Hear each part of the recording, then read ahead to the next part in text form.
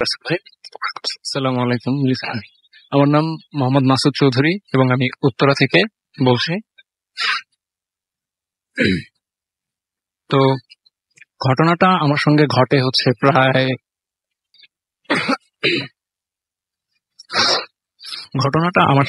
1 বছর আগে ঘটে। তো ঘটনার সেদিন আমার কলেজ ছিল, কিন্তু আমি সেদিন কলেজে যেতে পারি নাই কোন একটা ব্যক্তিগত সমস্যার কারণে। তো সেদিন ঠিক সকাল 11টার দিকে আমার ফোনে একটা কল আসে, সেটা কলেজ থেকেই ছিল। তো আমি এটা দ্রুত অ্যাটেন্ড করে শুনতে পাই যে আমার কোনো একটা ইনফরমেশন স্টুডেন্ট রেকর্ডে আসলে ভুল আছে, সেটা অতি সত্বর কলেজে গিয়ে আমাকে ঠিক করতে হবে। তো আমি কথা মতো কলেজে চলে যাই। কলেজে চলে যাওয়ার পর সেখানে যে ভুল ইনফরমেশন গুলো ছিল সেগুলো আমি কারেকশন করি। ইভেন আমাকে জানানো হয় সেগুলা হচ্ছে বোর্ডেও চলে গেছে এই ভুল ইনফরমেশন, তো আমাকে সেগুলো ঠিক করতে বোর্ডে চলে যেতে হবে। তো আমি আর দেরি না করে বোর্ডের উদ্দেশ্যে রওনা হই। তো যথারীতি উত্তরা থেকে আমি শাহবাগ নামার পর সেখান থেকে আমার মূল ঘটনার সূচনা ঘটে। আমি যখন শাহবাগ থেকে নেমে রোড ক্রস করব, ঠিক আমি ডিভাইডারের মাথায় আমি দাঁড়িয়েছিলাম জেব্রা ক্রস করার পর। তো হঠাৎ করে আমার পেছন থেকে একজন বৃদ্ধ মহিলা তো আমার হাত ধরলো। তো আমাকে বলতেছে যে একটা কাপড় দিয়ে দেখায় বলতেছে যে এই কাপড়টা তুমি রাখো এবং আমার সঙ্গে চলো। তো এই কথাটা শোনার পর আমি যথারীতি ভাবলাম যে হয়তোবা মহিলাটি কি পাগল। তো আমি তেমন কোনো পাত্তা না দিয়ে ওনাকে ইগনোর করে চলে যেতে শুরু করলাম। তো ঠিক এমন সময় আমাকে বলছে ওই মহিলাটি পেছন থেকে রাগান্বিত, খুব রাগান্বিত ভয়েসে যে তুই বেঁচে গেলি, আর কতবার বাঁচবি।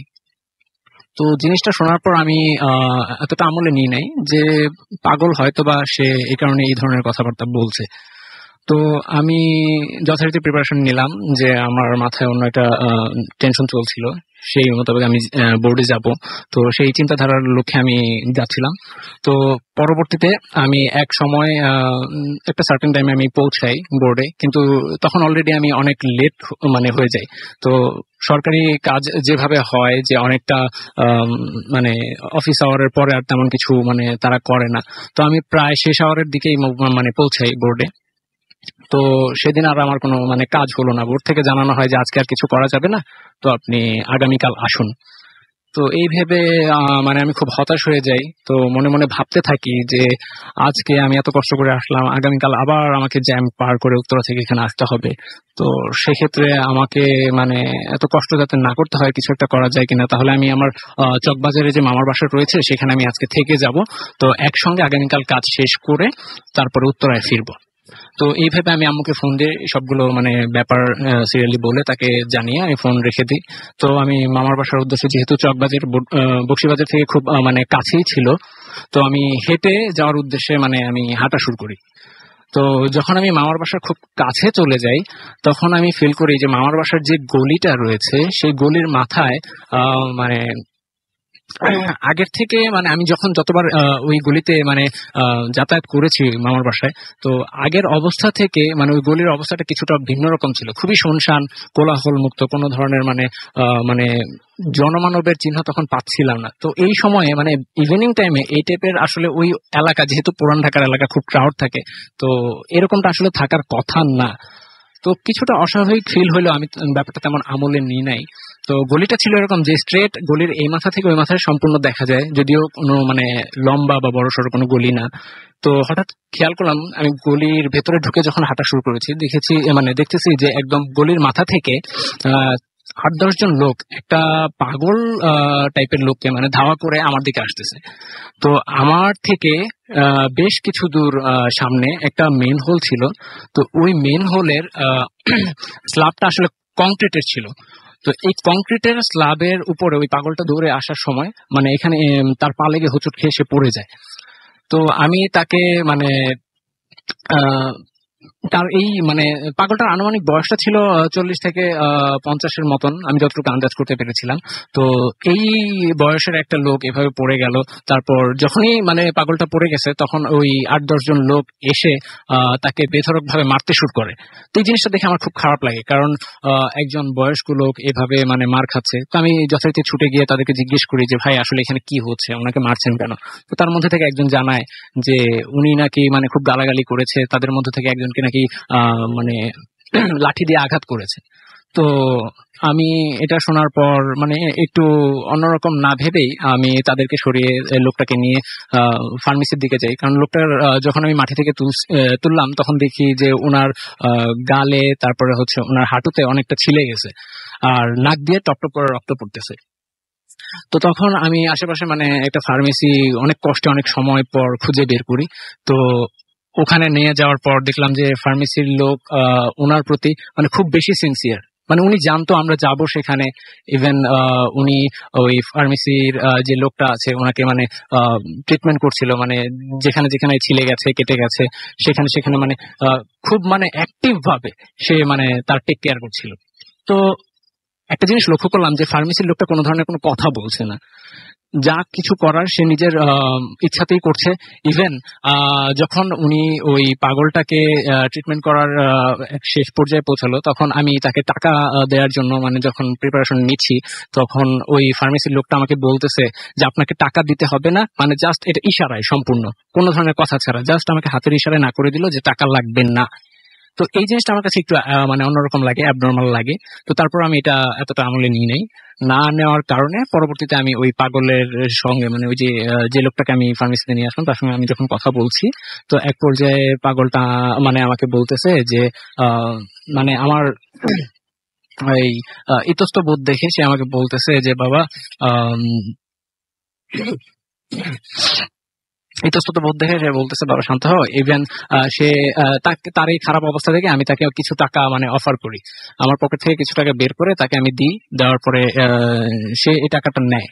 তো আমি যখন টাকাটা দিই এবং ইভেন ওনাকে বলি যে আপনি এই টাকাটা দিয়ে কিছু খেয়ে নিয়েন, তো উনি ওই টাকাটা সম্পূর্ণ মানে ইচ্ছা সহিত রাখে, ডিনাই করেনি। তো আমি যখন চলে আসবো ওনার কাছ থেকে, তো ঠিক যখন টার্ন ব্যাক করবো ওনার কাছ থেকে তখন পাগলটা আমাকে বলতেছে যে দাঁড়াও।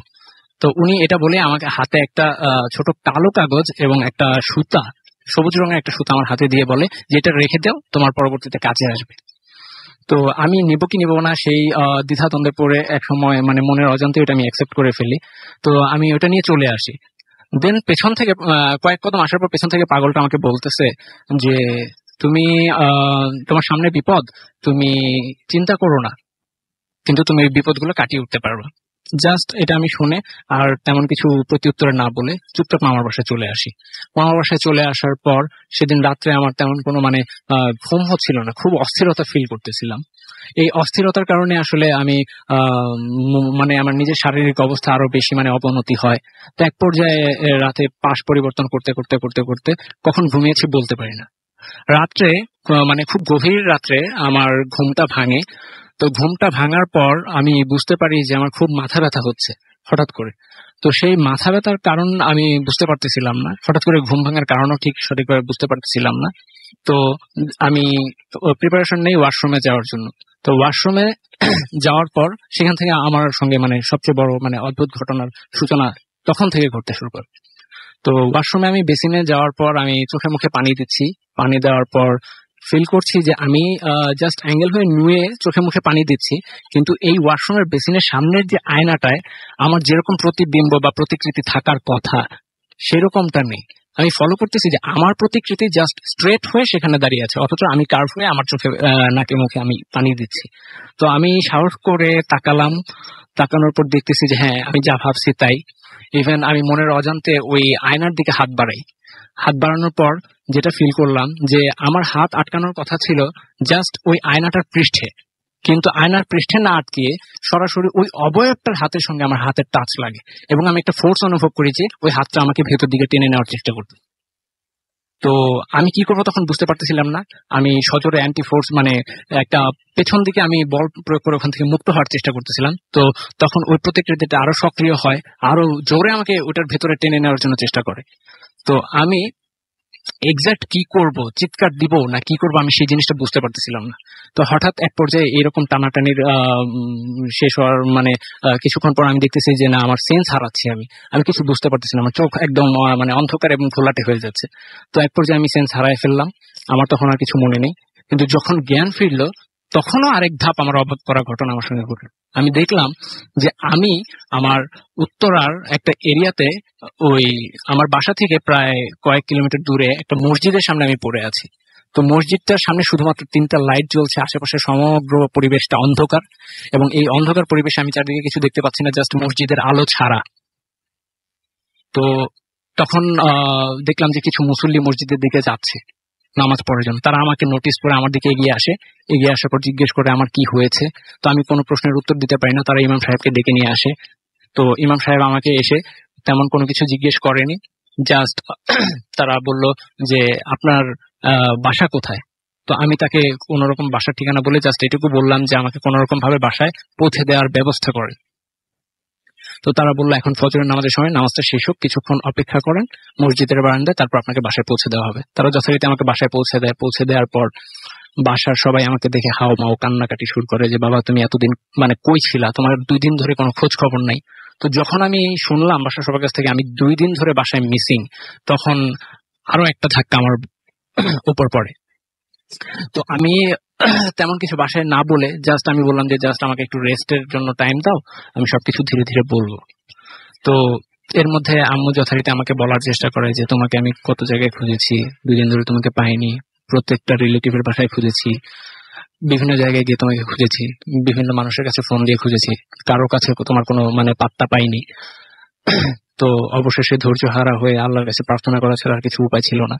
তারপর আমি তার ঠিক একদিন পর আমি ওই ভেরিফিকেশনের জন্য যাই, কারণ আমার মনে চলছিল যে আমি যেখানে যেখানে গিয়েছি, তো সেখানে মধ্যে আমি যদি এখন আম্মুকে বলি জিনিসটা কতটা বিশ্বাসযোগ্য হবে সেটা জানি না। তো তার আগে আমার একটু ভেরিফিকেশন দরকার যে আমি আদৌ ওখানে ছিলাম কি ছিলাম না, গিয়েছিলাম কি যাইনি, সেটার জন্য আমার ভেরিফিকেশন দরকার। পুরোটা আপনার মনের ভুল কিনা? জি জি।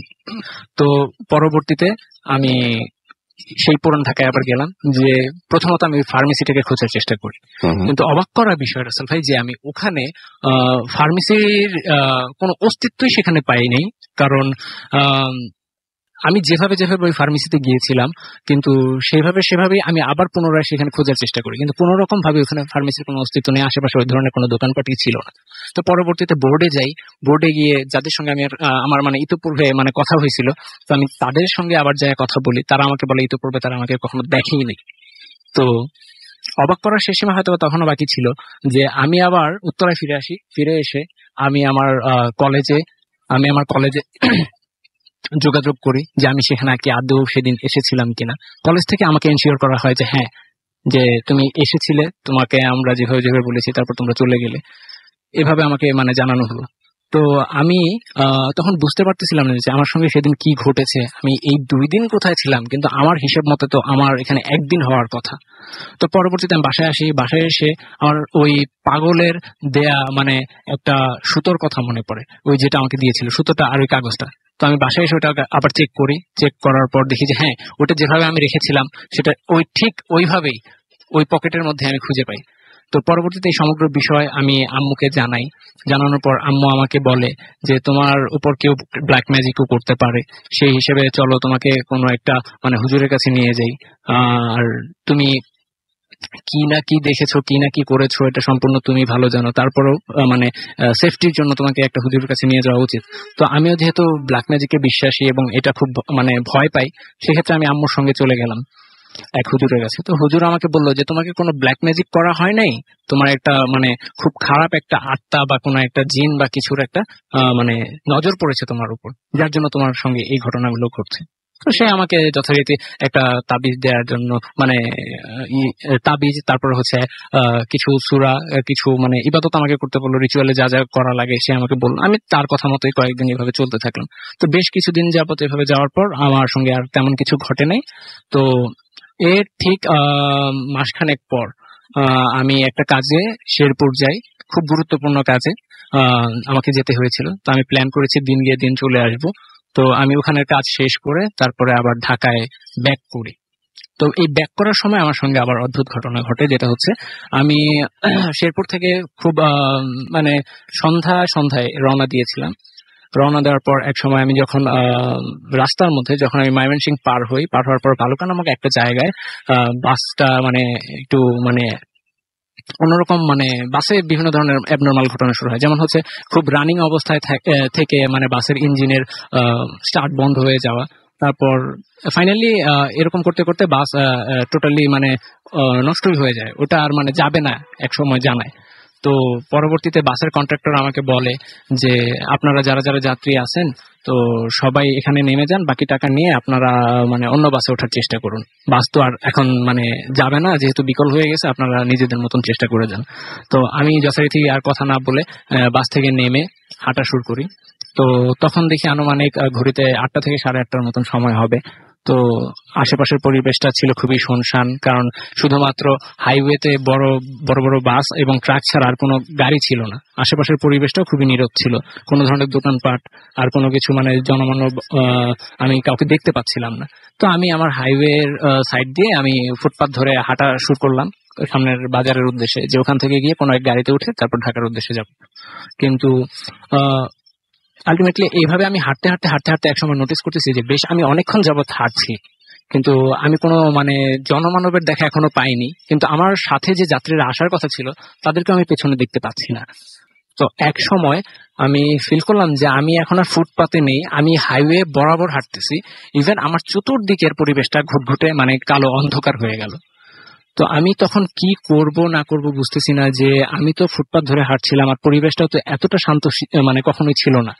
তো যখন আমি মানে নিজেকে আবিষ্কার করলাম হাইওয়ের মাঝখানে, তখন দেখতেছি পেছন থেকে বিশাল একটা আলোর উৎস আসতেছে আমার দিকে, মানে আমার শ্যাডোটা ধীরে ধীরে আমার সামনের দিকে লম্বা হচ্ছে। তো আমি যখন টার্ন ব্যাক করে পিছনে তাকালাম, তখন দেখতে পাচ্ছি যে বিশাল একটা আলোর অংশ, মানে সূর্যের একটা খণ্ডিত অংশ বলা যায়, যে এত পরিমাণে আলো, চোখ জাস্ট ফ্ল্যাশ হওয়ার মতন। তো আমি সেদিকে বিস্মিত হয়ে তাকায় আছি। তারপর দেখতেছি যে ওই আলোর উৎস থেকে হাজার হাজার মানে ঘোড়ার গাড়ি আসতেছে, এবং এই প্রত্যেকটা ঘোড়ার গাড়ি সম্পূর্ণ প্রকার মানে সোনালী বর্ণের।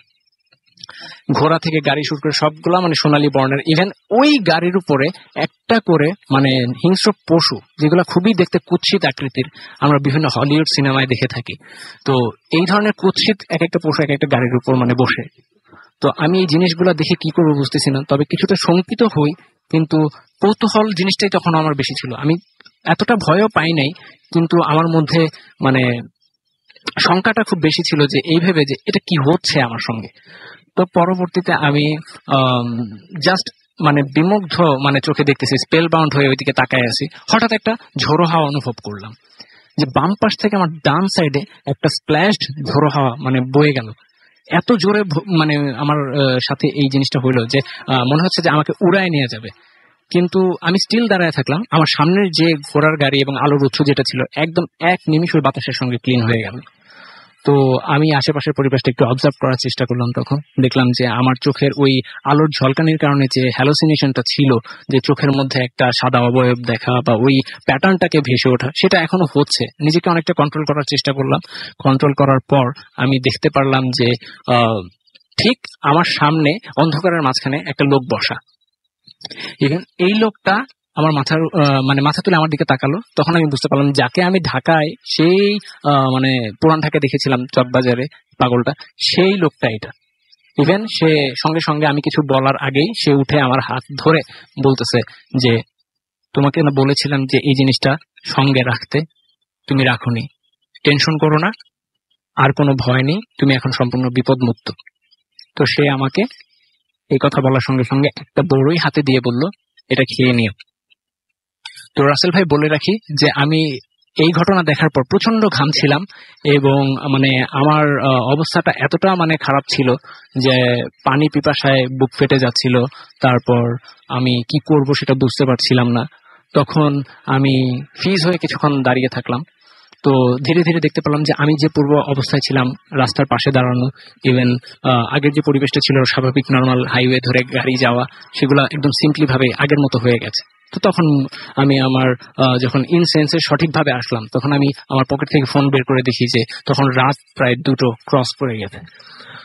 তো তো রাসেল ভাই আমি বুঝতে পারতেছিলাম না এটা, যে আমার সঙ্গে এই কিছু যে এই যে যাবতীয় কিছুক্ষণ আগের যে ঘটনাগুলো সেটা সম্পূর্ণ হলেও এখানে 20 থেকে 30 মিনিট সময় পার হওয়ার কথা, কিন্তু সেইখানে এইভাবে 5 থেকে 6 ঘন্টা সময় আমার কাছ থেকে অতিবাহিত হয়ে যাবে। মানে এই জিনিসটা আমি কখনো ভাবতে পারতেছি না যে কিভাবে সম্ভব। তো আমি কি করব সেটা বুঝতে না পেরে হঠাৎ করে একটা হর্নের শব্দ মানে কানে আসতেছে, যে দেখতেছি একটা বাস আসতেছে আমার সামনে। তো আমি কিছু না বলার আগেই বাসটা আমার সামনে এসে থামলো। সে মানে আমাকে মানে সেই বাসের যে হেল্পার ছিল সে আমাকে ইতস্ত মানে করতেছে যে সেই বাসে উঠার জন্য। আমি কিছু না ভেবে কিছু না বলে সরাসরি বাসে উঠে যাই। বাসে উঠার পর আমি হঠাৎ করে খেয়াল হয় যে আমার আম্মুকে ফোন করা উচিত। তো আমি মোবাইলটা বের করে আমি আম্মুকে আবার কল দিতে যাব, তখন হাজার চেষ্টা করে আমি আম্মুর সঙ্গে কানেক্ট হতে কোনোভাবেই পারছিলাম না।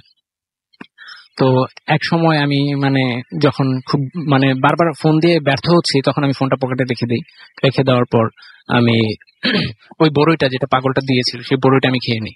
তবে অবাক করার বিষয় রাসেল ভাই এটাই যে আমি যখন বড়ইটা খাই তখন আমার যে ওই টায়ার্ডনেস যেটা ছিল, আমার শরীর দিয়ে ঘাম ঝরা, ইভেন আমার এই যে তৃষ্ণায় বুকটা ফেটে যাওয়া, এই সমস্ত নেগেটিভ জিনিসের অবসান আমার সাথে সাথেই হয়েছে। ইভেন যখন আমি বড়ইটা খাই তখন মানে আমার কাছে এমন মনে হচ্ছিল রাসেল ভাই যে আমি এরকম স্বাদের বড়ই আর কখনো খাই নাই। এটা অত্যন্ত সুস্বাদু একটা বড়ই ছিল, যেটা আমাদের এই যে অ্যাজ ইউজুয়াল যে বড়ই আমরা বাজার থেকে কিনে খাই সেরকম কখনোই ছিল না। তো আমি ঢাকায় পৌঁছাইতে প্রায় তখন রাত শেষ হয়ে ফজরের নামাজের পরে 4টা থেকে 5টা এরকম সময় হয়ে যায়। তো আমি বাসায় পৌঁছানোর পর সবাই আমাকে জিজ্ঞেস করতে থাকে, এত রাত্রে কেন বাসায় এসছো, তোমাকে সারাদিন খুঁজে পাইনি, ফোন করেছি তোমাকে, তো তোমার কি হয়েছিল, এরকম অ্যাবনর্মাল অ্যাটিটিউড তোমার কাছ থেকে মাঝে মাঝেই পাওয়া যায়, এখন কি কোনো কিছু তোমার সঙ্গে ঘটেছিল কিনা। তো বিভিন্ন প্রশ্ন করতে থাকে। তো আমি সেগুলোর উত্তর না দিয়ে জাস্ট এটুকুই বলি যে আমার কাজ শেষ করতে দেরি হয়ে যায় এবং খুব রাত্রে আমি রওনা দিই, যার কারণে আমার আসতে দেরি হয়েছিল। তো এরপর থেকে রাসেল ভাই আমার সঙ্গে আর কোনো কিছু ঘটে নাই। এই ঘটনা সম্পর্কে আমি বাসায়ও তেমন কিছু আর কখনো বলি নাই। আর এর ঠিক কিছুদিন পর একদম শেষ পর্যায়ে আমি তার ঠিক 3 থেকে 4 মাস গ্যাপে আমি ওই পাগলটাকে স্বপ্নে দেখি। স্বপ্নে দেখার পর সেই পাগলটা আমাকে বলে যে তোমাকে দেয়া যে সবুজ সুতোটা আর ওই কালো কাগজ যেটা আছে সেটা তুমি এক নদীতে ফেলে দিও। আচ্ছা, আলটিমেটলি আমি সেই কথা মোতাবেক আমি ওইটা ফেলে দিই। দেন এরপরে আমার সঙ্গে তেমন আর কিছু ঘটেনি রাসেল ভাই। তো এই ছিল আমার ঘটনা রাসেল ভাই। ওকে, থ্যাংক ইউ সো মাচ আপনার ঘটনার জন্য, আপনাকে অনেক ধন্যবাদ। আচ্ছা, এই যে আপনার কাছে একটা প্রশ্ন করতে চাই যে কেউ যদি আপনার ঘটনাটা বিশ্বাস না করে তাদের জন্য আপনার কি বলার আছে? আমার রাসেল ভাই এখানে একটা কথা, যে আমি একটু পেছনে ফিরে যাই এই প্রসঙ্গে, যে আমি যখন মানে এই ঘটনাটা সম্পূর্ণ মানে এক্সপিরিয়েন্স করি তার ঠিক মাস খানেক পর আমি এই নিয়ে নেটে একটু ঘাটাঘাটি করি। তখন সেখানে কিছু জিনিসের আমি মানে রেফারেন্স পাই, সেটা হচ্ছে টাইম লুপস অ্যান্ড হচ্ছে প্যারালাল ওয়ার্ল্ড। সো এখানে কিছু জিনিসের বর্ণনা ছিল যে প্যারালাল ওয়ার্ল্ডে কিছু জিনিস এরকম সংযোগ হতে পারে, যখন বাস্তবিক জীবনে কোনো জিনিস ঘটে যায় তখন সেই জিনিসের কানেকশন যখন প্যারালাল ওয়ার্ল্ডের সঙ্গে হয় তখন এই জিনিসটা টাইম লুপস হয়। যেমন বাস্তবিক দিক থেকে যেমন সাপোজ 1 মিনিটের ঘটনা প্যারালাল ওয়ার্ল্ডে গিয়ে সেখানে 1 ঘন্টাও হতে পারে। না, সেটা তো আমরা জানি, সেটার ব্যাখ্যা আছে, আমি সেটা নিয়ে বলছি। আমি বলছি আপনার এই ঘটনাটা যদি কেউ অবিশ্বাস করে, আপনি তো মানে আপনি প্যারালাল ওয়ার্ল্ড থাকুক, টাইম লুপ যা বলছেন সবই ঠিক আছে, বাট আপনার ঘটনাটি আপনি যে বলছেন তার মানে হচ্ছে আপনি যে ঘটনাটি বলছেন আপনাকে অবিশ্বাস করা, সেক্ষেত্রে আপনার কি বলার আছে আমি সেটা বলছি। জি রাসেল ভাই, আমি বলছি তো আমি এই সম্পূর্ণ কিছু বিচার বিশ্লেষণ করার পর তখন আমি এটাই সিদ্ধান্ত নিয়েছি যে আমার সঙ্গে এই জিনিসটা যদি ঘটে থাকে তাহলে সেক্ষেত্রে এটার অস্তিত্ব আছে, আর যদি না ঘটে থাকে তাহলে আমি সম্পূর্ণ অন্য কোনো মানে সেন্সে ছিলাম যেটা আমার পক্ষে মানে ধরা সম্ভব নয়। তো আমি নিজেকে যখন বিশ্বাস করেছি যে হ্যাঁ সম্পূর্ণরূপে এটা আমার সঙ্গে ঘটেছে, তখন আমি বললাম যদি আমি কখনো কারোর সঙ্গে এই ঘটনা শেয়ার করি, যদি তারা কখনো এটা বিশ্বাস করে বা না করে, যদি করে তাহলে সেক্ষেত্রে অল ওকে, ঠিক আছে, কিন্তু এটা জানি যে আমার পক্ষে এটার সত্যতা কতটুকু। আর যারা বিশ্বাস করবে না তাদের ক্ষেত্রে এটাই বলার উদ্দেশ্য যে যদি কখনো তারা প্যারানর্মাল মানে অ্যাক্টিভিটি মানে কখনো এই টাইপের কিছু মানে ফিল করে, তারা কখনো এটা ডিনাই করতে পারবে না। আর প্রকৃতপক্ষে যারা ভূত বা প্যারানর্মাল জিনিস বা আত্মা এইসব জিনিস অবিশ্বাসী, তারা আমি মোস্ট প্রবাবলি এটা দেখেছি যে 90 থেকে 95% তারা কখনো এটা এক্সপিরিয়েন্স করে নাই। এক্সপিরিয়েন্স করে কখনো অবিশ্বাস করেছে এরকমটা আমি এখনো দেখি নাই। তো যারা যদি কখনো কেউ এরকম অভিজ্ঞতার সম্মুখীন হয় তারা মাস্ট বি এটা বিশ্বাস করতে বাধ্য হবে। Thank you so much. আমি সেটাই বলছিলাম, আসলে অনেকে বিশ্বাস করতে পারছিলেন না যে আসলেও আপনার সাথে এই ঘটনাটি ঘটেছে কিনা। আপনাদেরকে যারা অবিশ্বাস করছেন সেটা আপনার পুরোপুরি অবিশ্বাস করা, মানে বিশ্বাস করা না করা কমপ্লিটলি আপনার ব্যাপার, কিন্তু উনি যেটা বলছেন যে উনি বিশ্বাস করেন যে ওনার সাথে এই ঘটনাটি ঘটেছে এবং উনি সেই জন্য এই ঘটনাটি শেয়ার করেছেন। তো আমরাও সেটা শোনালাম। ইয়াসিন শাফিন আমার সাথে আছেন আফরিক তুহিন, এবং তিনি বলতে যে দুটো ঘটনায় অনেক ভালো লেগেছে তার কাছে।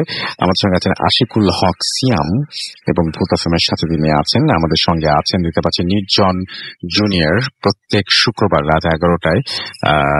তার সাথে তিনি দিয়েছেন যে আম্মুর সাথে ঝগড়া হবেই, কিন্তু শেষ পর্যন্ত আমি জিতে যাই, কিন্তু আম্মু জিতে যায় যখন সকালে শুনে যে আমার কমেন্ট পড়া হয়েছে। ওকে। নুসরাত মালা, এইচএসসি এক্সাম চলছে, কালকে ইসলামিক স্টাডিজ এক্সাম তাও ভূত এফএম শুনবো। আমার মনে হয় যে আপনার এখন পড়াশোনায় বেশি মনোযোগী হওয়া উচিত এবং এখন ঘুমিয়ে পড়া উচিত। রাজু আমাদের সঙ্গে আছেন দেখতে পাচ্ছি এমডি হুমায়ুন, এবং তার কাছে বেশ ভয় লাগছে। আমাদের সঙ্গে আছেন আবির রহমান রানা, শুনছেন কুষ্টিয়া পেয়ারাতলা থেকে।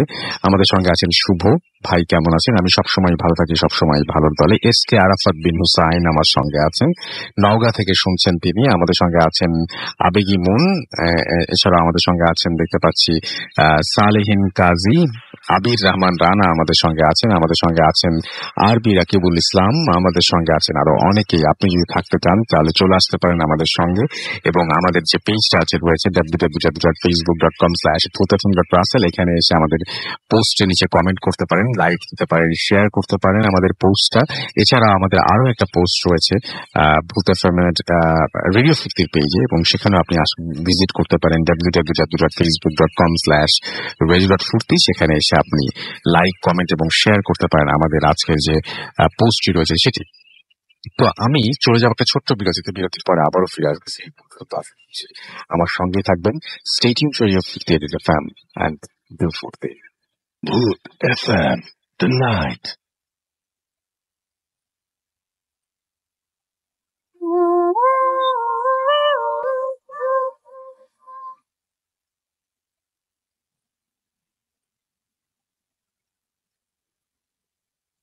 Welcome back.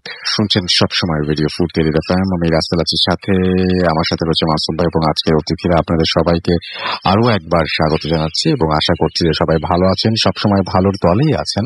এবং আমরা এতক্ষণ আমাদের প্রথম অতিথির ঘটনা শুনলাম। এবার আমাদের দ্বিতীয় অতিথির ঘটনায় যাওয়ার আগে একটা ইমেইল পড়ে আসবো, এবং সেই ইমেইলটিও আশা করছি আপনাদের ভালো লাগবে। তার আগে জানিয়ে দিই, যদি আমাদেরকে আপনি মেসেজ করতে চান তাহলে আমাদের দুটো পেজ রয়েছে, www.facebook.com/radio.furti and www.facebook.com/bhutfm.russell।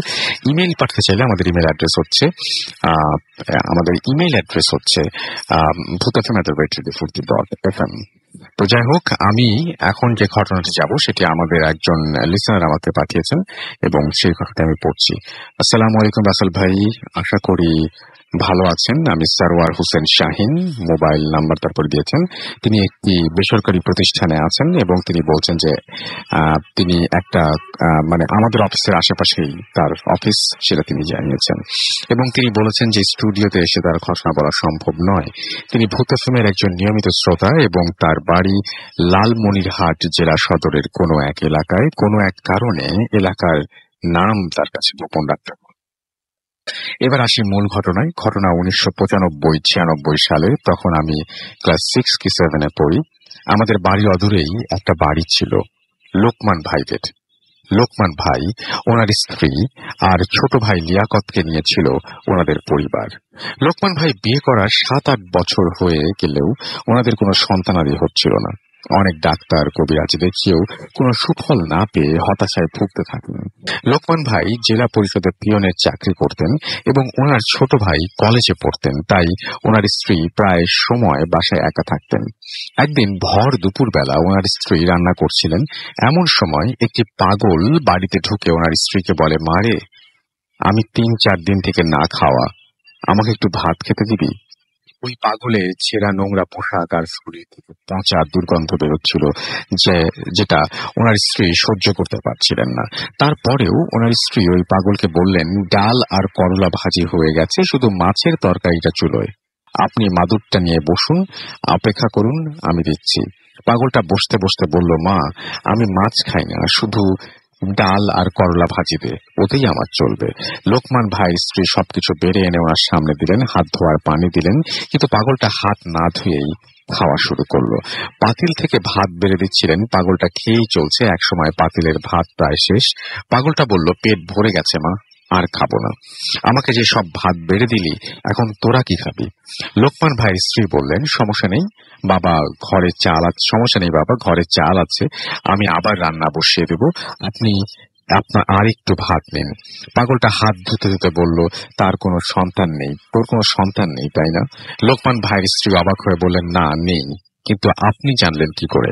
পাগলটা কোনো জবাব না দিয়ে উঠে দাঁড়িয়ে বলল, ফজরের নামাজ শেষে তুই, তোমার আর তোর স্বামী মিলে তোদের কুল বড়ই গাছটায় ঝাঁকুনি দিবি, দেখবি একটি কুল পড়বে, আর ওটা দুজনে ভাগ করে খাবি।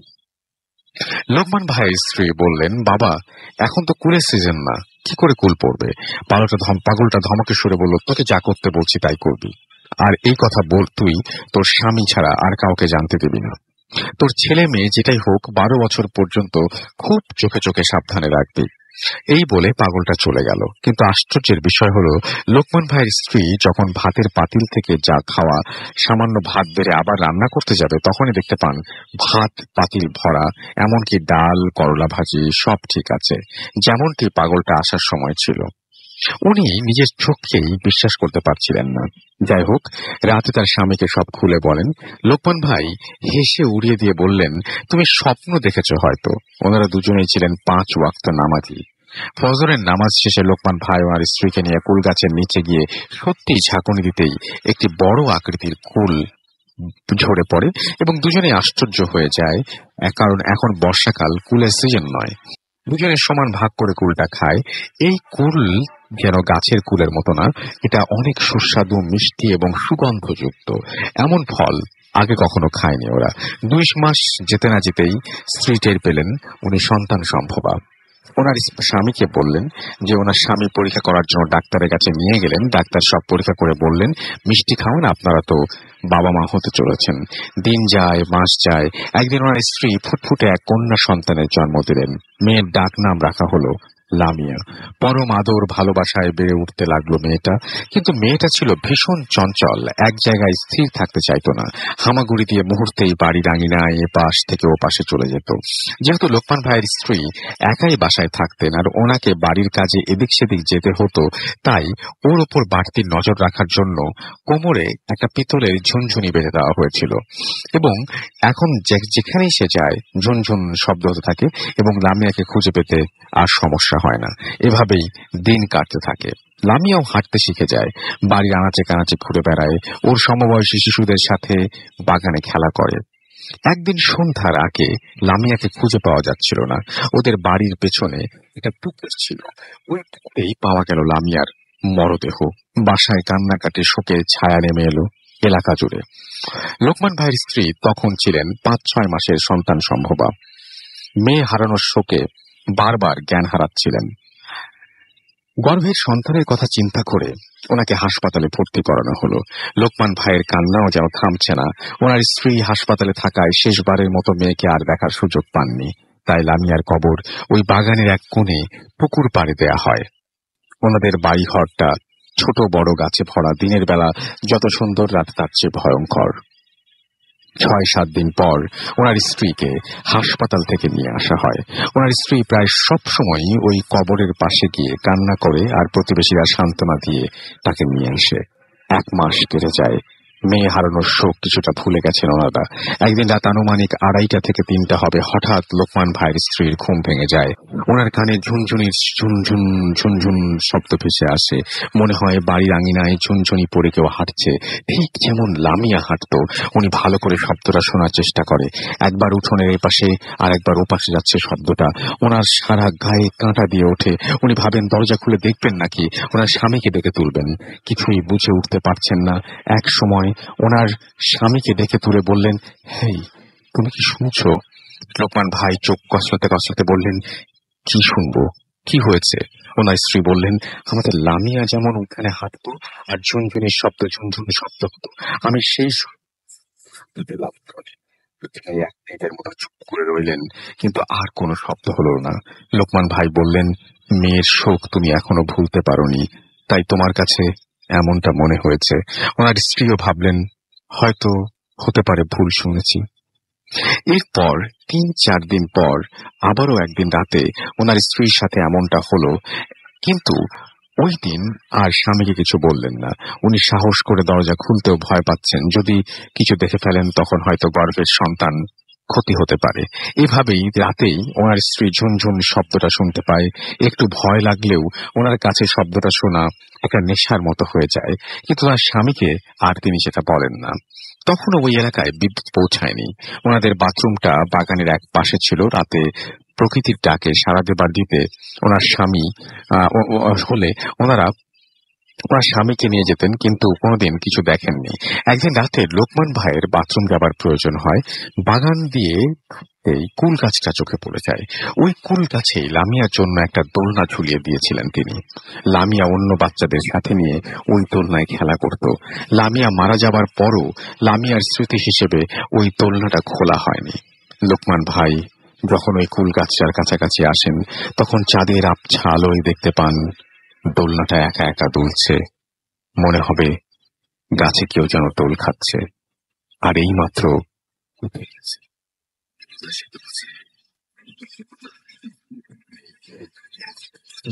ছিল না, সব গাছের পাতা নীরব, স্তব্ধ। আর বাতাসে তুললেও তা বুঝতে পারা যেত। ওনার সারা শরীর শীতল হয়ে আসে। আর ওই রাতের মতো সাহস করে তিনি বাথরুম সেরে চলে আসেন। ঘরে এসে শুয়ে ভাবতে থাকেন, মিলার এবং কিন্তু কিছুই মিলাতে পারেন না। পরের দিন সকালে দোলনাটা খুলে ফেলেন। এই 2-3 দিন পর মাঝরাতে লোকমান ভাইয়ের ঘুম ভেঙে যায়। তিনি শুনতে পারেন উঠোনে ঝুনঝুনির শব্দ এবং কেউ যেন ঝুনঝুনি পরে হাঁটছে এবং শব্দটা এদিক থেকে ওদিক যাচ্ছে। তার স্ত্রীর কথাটা তার বিশ্বাস হয়। তিনি বিছানা থেকে উঠে সাহস করে কাঠের জানলার একটা পাট আলাদা করে খুলে দেখার চেষ্টা করেন, কিন্তু কিছুই চোখে পড়ে না, শব্দ আর হয় না। ওনার স্ত্রী জেগেই ছিল, তবে লোকমান ভাইকে বুঝতে দেয়নি। লোকমান ভাই জানালা বন্ধ করে বিছানায় আসা মাত্র ওনার স্ত্রী ফিসফিস করে বলে, জানালা খুলে কি দেখলে? লোকমান ভাই বলে, আজ আমিও ঝুনঝুনির শব্দ শুনতে পেয়েছি। ওনার স্ত্রী ভয় পাবে বলে তাই দোলনার কথাটা আর বলে না। ওনার স্ত্রী বলল, তুমি আজ পেয়েছো আর আমি প্রতি রাতে পাই। একদিন কাজ বেশি থাকায় লোকমান ভাইয়ের বাসায় আসতে রাত 8টার মতো বেজে যায়। তিনি সাইকেল থেকে নেমে গেট দিয়ে বাসায় প্রবেশ করতেই দেখতে পারেন একটা বাচ্চা মানুষের মতো ছায়া উঠোনের মাঝখানে দৌড়ে বাগানের দিকে চলে গেল। তিনি কোনো মতে সাইকেল দেখে ঢুকে যায়, স্ত্রীকে কিছু বলে না। একদিন রাতে খাবার সময় লোকমান ভাই তার ছোট ভাই বলে সেও নাকি উঠোনে ঝুনঝুনির শব্দ শুনতে পায়। জানালা খুলে দেখে কিছুই নেই। ওনারা ভয় পাবে বলে লোকমান ভাই ওর কথায় পাত্তা দেয় না। লোকমান ভাইদের বাগানের পাশে আয়নাল হক চাচাদের বাসা ছিল। একদিন আয়নাল হক চাচা লোকমান ভাইকে কথায় কথায় বলেন, লোকমান, তোমরা কি রাতে মোমবাতি নিয়ে বাথরুমে যাও? তোমার না টর্চ আছে, ওটা নিয়ে যাবে। মোমবাতি নিয়ে বাথরুমে যাওয়াটা ঠিক না। লোকমান ভাই ভ্রু কুঁচকে বলেন, কই, না তো চাচা, আমরা মোমবাতি ব্যবহার করি না, কুপি নয়তো লণ্ঠন জ্বালাই, আর বাথরুমে গেলে টর্চ নিয়ে যাই। আয়নাল হক চাচা বলেন, তাহলে আমি রাতে কি দেখি? কেমন মিটমিটে আলো নিয়ে যায়, আবার আসে তোমাদের বাগানে? লোকমান ভাই আগ্রহের সাথে জানতে চায়, একটু খুলে বলবেন কি চাচা? চাচা বলেন, আমি মাঝে মাঝে গভীর রাতে দেখি মোমের আলোর মতো একটা আলো পুকুর পাড়ে তোমার ওই মেয়ের কবরের কাছ থেকে তোমার বাসার দিকে চলে যায়, কিন্তু আলোটাকে কখনো বাতাসে দুলতে দেখিনি।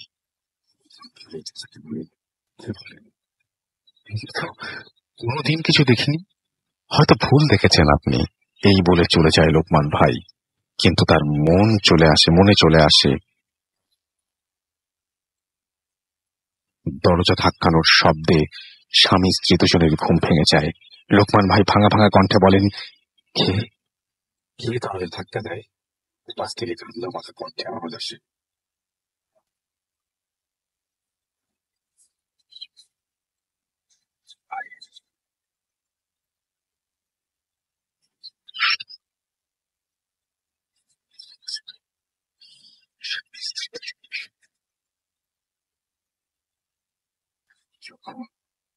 রহমান ভাই সাহস করে উঠে বুঝে গভীর দেখতে পায় একটা ছায়া বাগানের দিকে চলে গেল।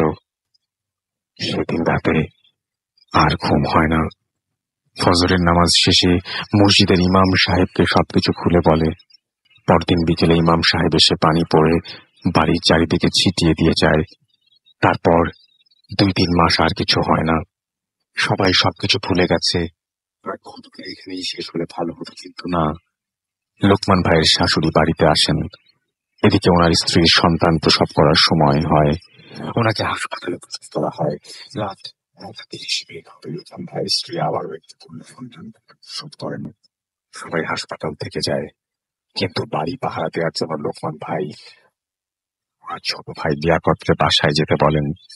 হাসপাতাল থেকে বাসায় আসতে লিয়াকতের 1 ঘন্টার মতো সময় লাগে। ফজরের নামাজ শেষে লোকমান ভাই যখন বাসায় আসেন, তখন দেখতে পান ওনার ছোট ভাই উঠোনে পড়ে আছেন। পানি ছিটিয়ে জ্ঞান ফেরানো হয় লিয়াকতের। লিয়াকতের শরীরে তখন অনেক জ্বর। জানতে চায় ওর কি হয়েছিল। লিয়াকত বলে, আমি যখন বাসায় ঢুকি তখন দেখতে পাই আমাদের ঘরের দরজার সামনে ছোট একটি মেয়ে দাঁড়ানো। আমি কে ওখানে বলতেই যখন আমার দিকে ঘুরে দাঁড়ায়, তখন দেখি ওটা লামিয়া। ওর মুখটা পুকুর থেকে তোলার সময় যেমন ফ্যাকাশে ছিল, ওই রকমই আছে। ফুল দিতে আমার কিছু মনে নেই। লিয়াকতের জ্বর 4-5 দিন ছিল, কিন্তু জ্বর ভালো হয়ে গেলেও রাতে স্বপ্ন দেখতো ওই ঘটনা আর চিৎকার দিয়ে উঠত। শহরের বড় মসজিদের ইমামকে ঘটনা বলার পর ইমাম সাহেব এসে বাড়ি বন্ধ করে দিয়ে যান। এভাবে বেশ কিছুদিন ভালোই কাটে, কোনো সমস্যা হয় না। লোকমান ভাই যে ঘরে থাকতেন, ওই ঘরে খাটের পাশেই একটা ছোট জানালা ছিল, আর ওই জানালা দিয়ে পুরো বাগানটা দেখা যেত। একদিন রাতে কাশি ফেলার জন্য জানালা খুলতেই দেখতে পান মেয়ের কবরের ওপরে আলো মিটমিট করে জ্বলছে। উনি জানালা লাগিয়ে একটু ফাঁক রেখে দেখার চেষ্টা করেন, কিন্তু একটা বাতাস এসে আলোটা নিভিয়ে দেয়। এরপর প্রায় প্রতি রাতেই চুপি চুপি ওই আলোটা দেখেন। এখন ওনার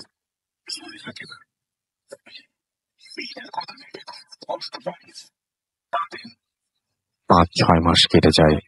ওনাদের পরের বাচ্চাটাও দেখতে দেখতে ওই মেয়ের মতোই হয়েছে, বিন্দু মাত্র তফাৎ নেই। মেয়েকে ঘুম পাড়িয়ে যখন লোকমান ভাইয়ের স্ত্রী এদিক সেদিক যান, তখন ফিরে এসে দেখেন মেয়ে শুয়ে শুয়ে একদিকে আকাশের দিকে তাকিয়ে খিলখিল করে হাসছে। দেখলে মনে হবে কারোর সাথে খেলছে, অথচ 2-3 মিনিট হবে ঘুম পাড়িয়ে গেছে। সামনে গেলে একটা বাতাস শোঁ করে চলে যায়। প্রায় এমন হয় ওনার স্বামীকে বলেন, ওনার স্বামী যা হবার হোক, তবে ভয় পাবার কিছু নেই। আমার মন বলে ও আমার মেয়ে, আমাদের কোনো ক্ষতি সে করবে না। অনেকেই রাতে লোকমান ভাইদের বাগানে আলো জ্বলতে নিত্যে দেখেছে। ওনার পরের মেয়েটাও আস্তে আস্তে হাঁটতে শিখে যায়। একদিন দুপুরে ওনার স্ত্রী রান্না করছিল, এমন সময় ওই পাগলটা যে এসেছিল সে আবার আসে। লোকমান ভাইয়ের স্ত্রী পাগলকে বসতে বলেন, কিন্তু পাগলটা না বসে শুধু বলে, তোকে না বলেছিলাম সন্তানকে চোখে চোখে রাখবি? শোন, তোর মেয়ের জানাজার নামাজ যে ইমামকে দিয়ে পড়িয়েছিলি, কোনো একটা কারণে তার কোনো একটা ঝামেলা হয়েছিল সেখানে, তাই মেয়ের জানাজা পরিপূর্ণ হয়নি।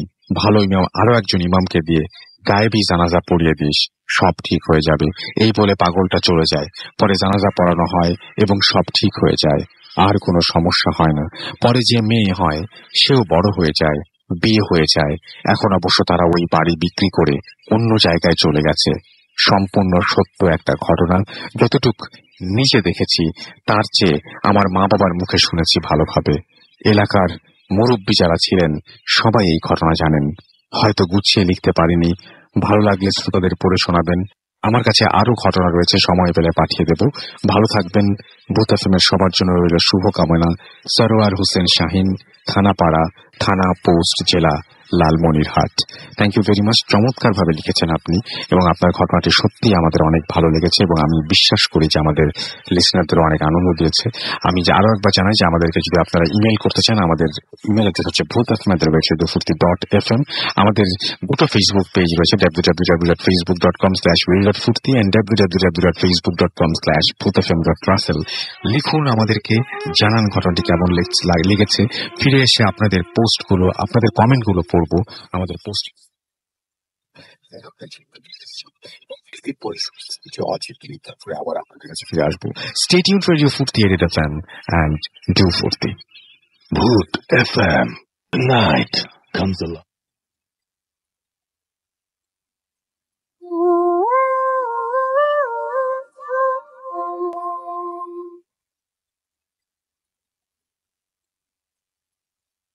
আসসালামু আলাইকুম রাসুল ভাই, আমি চট্টগ্রাম থেকে রাজিয়া বলছি। আমি একজন শিক্ষানবিশ আইনজীবী এবং অবভিয়াসলি রেগুলার স্টুডেন্ট। যারা একজন এর আগে ঘটনা পাঠিয়েছে তিনটি, তারপর আপনার সঙ্গে ফোন করেছেন, এই জন্য কথা দিয়েছিলাম ব্যাক করবো, বাট ব্যাস এখন কারণ সেটা হয়ে ওঠেনি। আজ অনেকদিন পর, কাল শুক্রবার, আজকে আমার হাতে অবসর আছে। সো রাতে ঘুমো রাত এখন 3টা। ভাবলাম নিজের সাথে ঘটা কোনো ঘটনা আজকে আমি আপনাদের জানাবো। নিজের সাথে মানে আমরা পারিবারিকভাবে ফিল করেছি এমন ঘটনা বেশ কিছু আছে। 2006-এর শেষের দিক এবং 2007-এর মাঝামাঝি কিছু সময় আমরা একটা বাসায় ছিলাম। সেই বাসায় ঘটে যাওয়া একটা ঘটনা আজকে আপনাদেরকে বলার চেষ্টা করব। সেই বাসায় আসলে যখন আমরা আমরা খুব তাড়াহুড়ো করে বাসাটা চেঞ্জ করি। বাসাটা অবভিয়াসলি বাবার পছন্দ ছিল। বাবার পছন্দ মানে হচ্ছে মোটামুটি একটু সুবিধা দেখে বাবা বাসায় পছন্দ করেন। আমাদের মতো আমি বা মা যেভাবে সবকিছু একদম দেখে শুনে নিজের মন পছন্দ হলে যাবো, না হলে যাবো, বাবা বাসা থেকে দ্রুত সে বাসাটা শিফট করেছিলাম। বাসায় ঢোকার পর থেকে আসলে আমার ভালো মনে হচ্ছিল, কারণ বাসাটা ছিল কবরস্থানের অপোজিট। মা অবভিয়াসলি কবরস্থানের অপোজিটে কোনো বাসা দিতে ইন্টারেস্টেড ছিলেন না। আমি বাবাকে যখন আমরা জিজ্ঞেস করলাম যে বাবা আপনি কেন সিলেক্ট করেন, আপনি জানেন আমরা কবরস্থানের অপোজিটে পছন্দ করি না। কি বলবো, বাবা সন্তান নিচে এসেছিলেন, অপোজিটে কবর আছে, বাবা খেয়াল করেনি। আমরা সবাই মিলে খুব আপসেট ছিলাম। তার উপর আবার মাঝখানে হতে না হতে নানান ধরনের কথাবার্তা শুনছি যে এখানে কোনো ফ্যামিলি এসে যেভাবে আসে, ভালো কোনো ফ্যামিলি আসলো, সে কিন্তু ভালো অবস্থানে করতে পারে না। কেন জানি সবাই এখান থেকে নিঃস্ব হয়ে যাওয়ার একটা রেকর্ড ছিল আমাদের আগ পর্যন্ত। এখন অবশ্য তারা সেখানে কোনো ভাড়াটিয়া রাখেন না, যাদের নিজের ছেলেদেরকে বিয়ে করে ছেলে বউদেরকে সেই বাসাগুলো রাখে। আমরা ছিলাম লাস্ট ভাড়াটিয়ার বাসা। সো ঘটনায় যাই, ওই বাসায় যখন আমরা থাকতাম আসলে প্রায় দেখতাম রাত 1টা-2টার পর কেমন জানি নিচতলার বাসা ছিল, বলে রাখি সেটা, যার কারণে আপনি হাঁটতে হাঁটতে কিন্তু জানেন আপনার সো রাত 1টা-2টার পর একদম কনফার্ম 2টার পর, মাঝে মাঝে 1টার পর সেটা খুব কম, বাট 2টার পর একদম মাস্ট আমরা রেডি থাকতাম এর সময় যে মনে হতো কেউ লাঠি দিয়ে আপনার জানালা দেওয়াল জুড়ে বাচ্চারা করে না খেলা আছে, এটা লাঠি নিলাম হাতে, বসে বসে যাচ্ছে, জানালা খুলে জানালা দরজা খুলে দরজায় সেই লাঠিটা খসে বসে যাচ্ছে।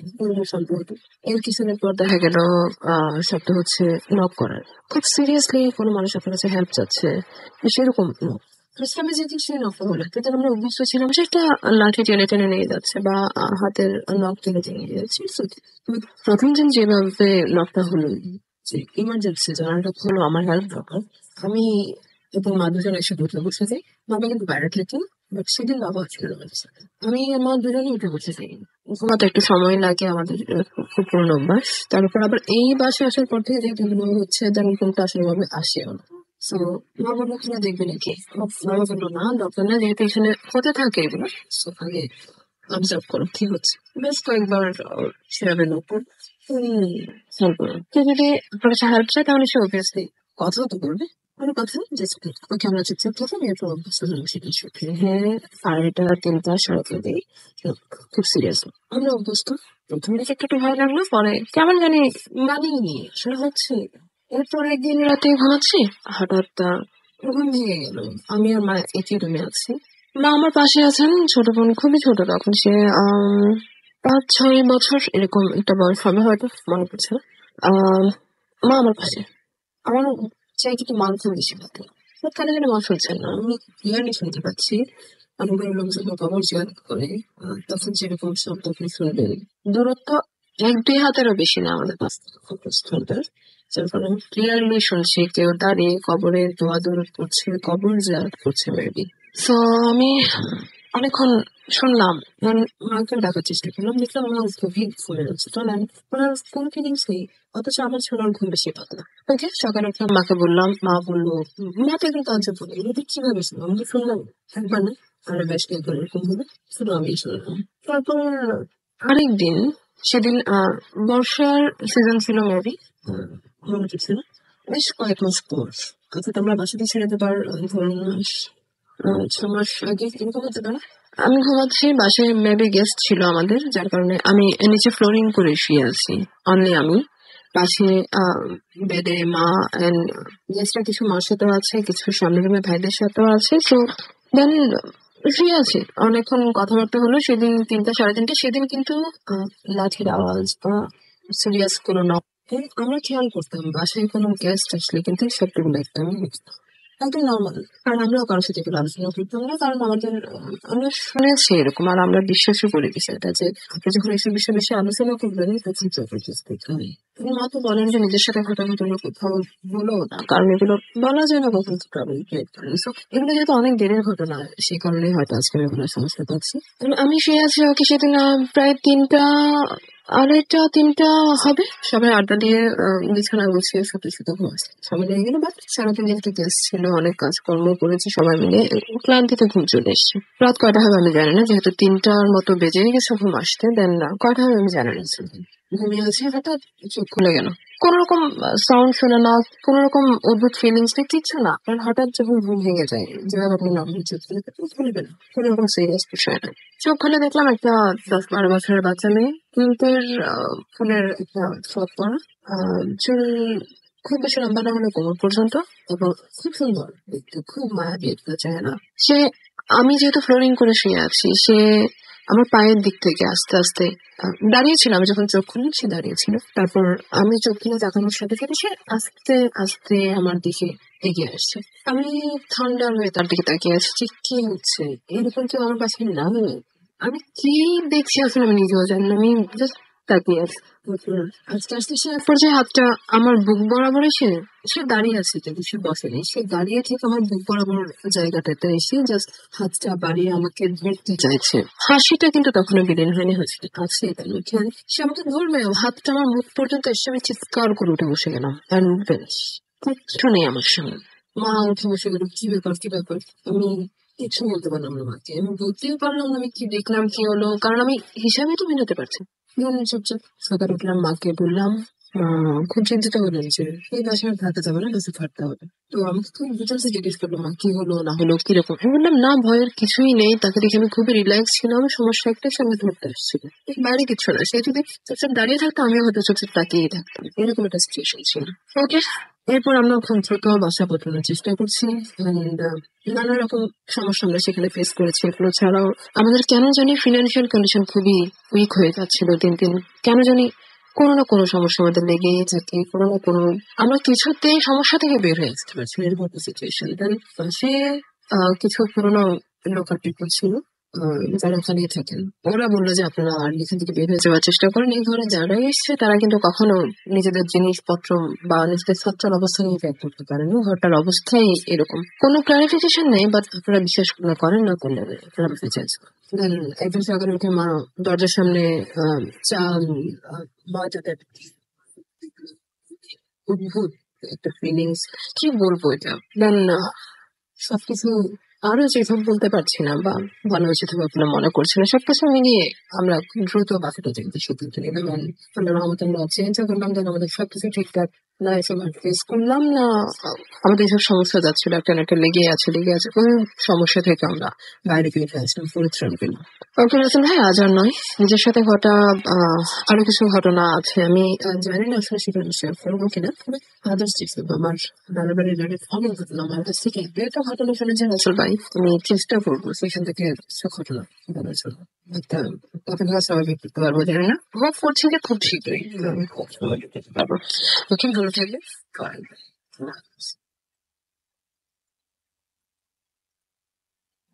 Is that tonight comes alive with Ramin Storm.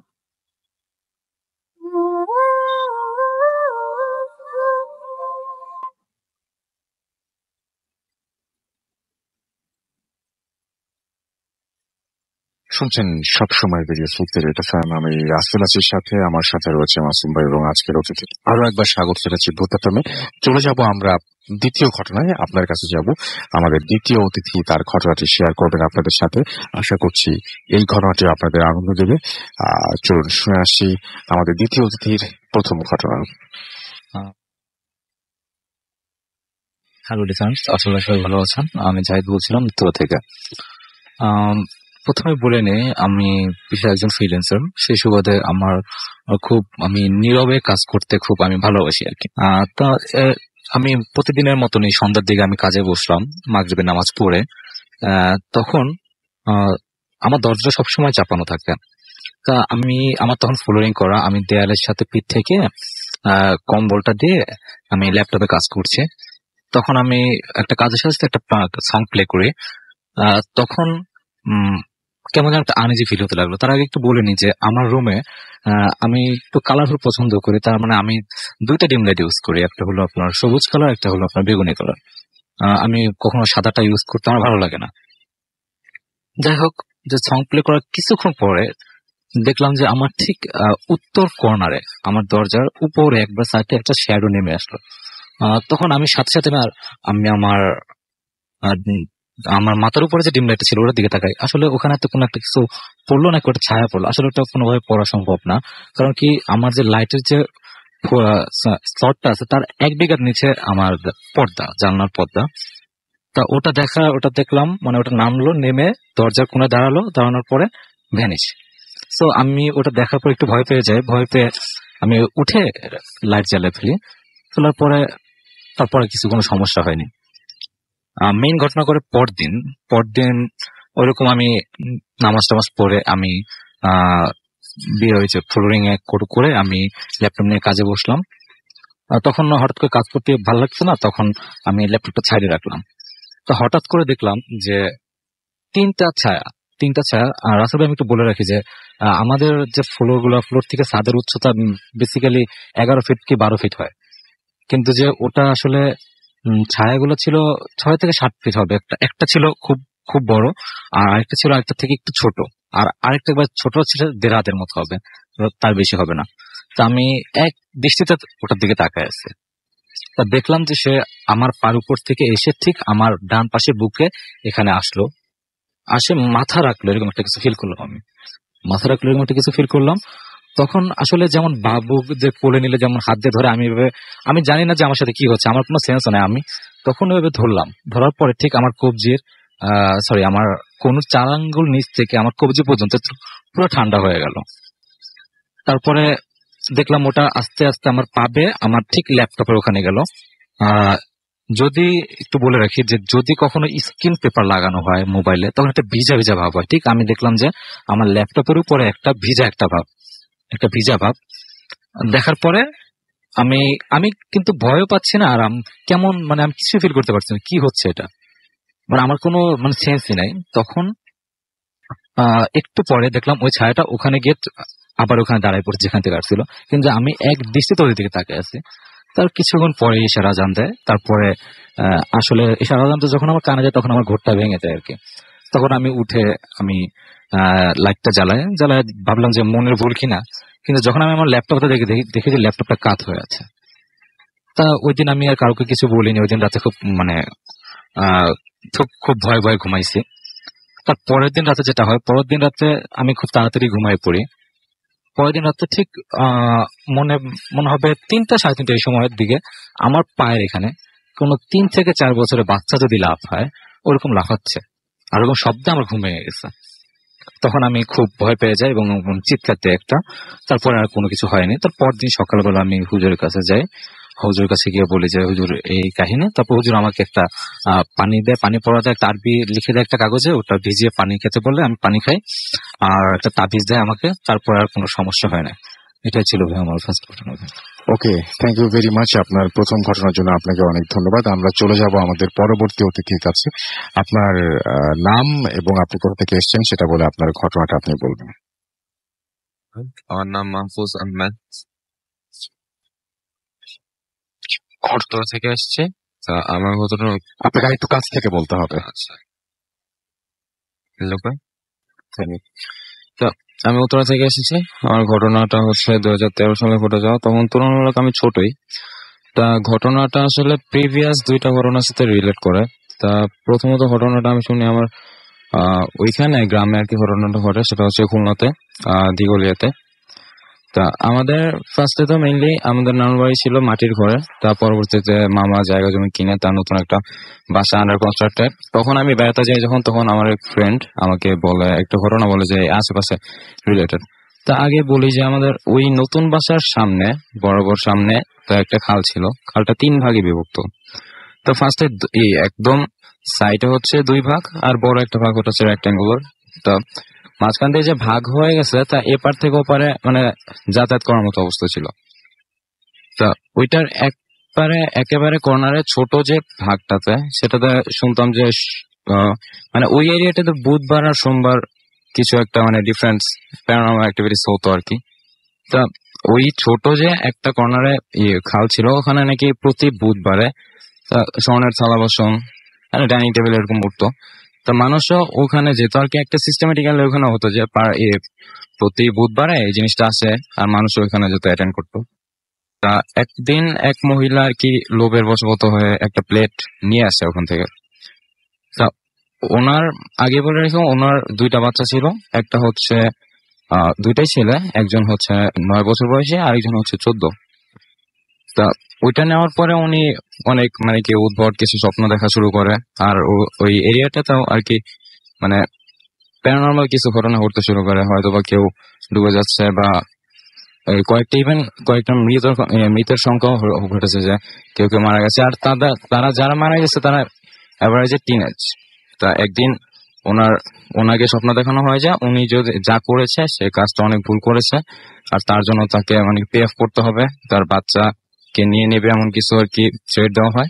তা উনি পরবর্তীতে জিনিসটা খুবই ভয় পায়, তৎক্ষণাৎ ঘুম থেকে উঠে যায়, ওনার বাচ্চাকে দেখে যে আসলে বাচ্চাটা ঠিক আছে কিনা। তারপর উনি ওই মুহূর্তে কোনো লেট না করে উনি তাড়াতাড়ি চলে যাবে, প্লেটটা নিয়ে খালে মানে রেখে আসে। তারপর থেকে জিনিসটা আর কি অফ। ওই এরিয়াতে আরেকটা সেকেন্ড যে ঘটনাটা, সেটা হচ্ছে আপনার আমার ওই ফ্রেন্ডই বলতেছে যে সোমবার ঘটে ওই ঘটনাটা। তা ওটা হচ্ছে আপনার একটা মানুষ মানুষ স্বাভাবিক না, অস্বাভাবিক। ওনার বডি পার্টস কিছু কিছু নেই, যেমন গলা কাটা আর কি, যেরকম ফার্স্ট অফ অল হাত পা মানে খুব ক্ষত বিক্ষত। তা উনি এই এরিয়াটাতে খুব মানে একজন স্বাভাবিক মানুষের মতো প্রতি রাতে হাঁটতো আর কি। তা এই ঘটনা মানে ওখানে কেউ যদি ওনার সাথে আর কি দেখা হতো, তো উনিও সামহাও অসুস্থ হয়ে পড়তো বা গায়ে কোনো রকমের মানে ফানজাই টানজাই মানে কোনো ক্ষত হতো আর কি। তা আস্তে আস্তে ওনার এরকম খুবই খারাপ অবস্থা হতো। তা এই 2টা ঘটনা রিলেট করতো। তা আমি যখন গেলাম আর কি ওখানে, আমাদের বাসা যখন কমপ্লিট হয়ে গেল, তা একদিন রাতে আমাদের কারেন্ট চলে গিয়েছিল। তো কারেন্ট চলে গিয়েছিল পরে সবাই আর কি উঠোনে আড্ডা দিচ্ছিল। তো তখন আর কি গল্প গুজব ছিল যে তখন ওখানকার ডাকাতের প্রলোভ বেশি বেড়ে গেছিল। তো ওই ব্যাপারে আমি তো এমনিতেও মোটামুটি ছোট ছিলাম, তা ওইটা নিয়ে ভয় ছিলাম। তো কারেন্ট আসলো, বেশি রাত না, অ্যারাউন্ড 1:30 হ্যাঁ এরকমই। তা তখন আমি ঘুমাতে যাচ্ছি, তা আমার খালামণির সাথে ওই দিন রাতে ঘুমাতে হচ্ছিল। তো তখন মানে ছাদে তো এমনি আন্ডার কনস্ট্রাক্টেড, তো ছাদে বাঁশ টাস কুড়াল আর রান্না করার জন্য কাঠগুলো ছিল। তো ওইখানে হঠাৎ শব্দ হচ্ছিল যে চিলে কোঠার কেউ বারবার সিটকেনিক খুলতেছে, আটকাইতেছে। আর এমনিতে আগে বলে রাখি যে প্রতিদিন 11টার মধ্যে আমার ছোট মামা করতো ওখানে চিলে কোঠার গেটটা আটকে ফেলতো। তা রাত বাজে 1:30। তা কে বা ওইভাবে গেট খুলবে, আটকাবে, এই করবে সেই করবে। আর একটু পরে শোনা যায় যে উপরে কেউ হয়তো কুড়াল দিয়ে বাঁশ কাটছে, 2 ফালা করতেছে বা কাঠগুলো ছড়াচ্ছে এই সেই। তা ব্যাপারটা খুবই আর কি আমার জন্য আর কি খুবই ছিল। পরে আমি ভাবছি যে আমি নিজেই ফেস করছি। পরবর্তীতে পরদিন সকালে আমি আমার মেজো মামাকে বলি যে মামা আসলে তো এরকম হয়েছে, কি হয়েছে?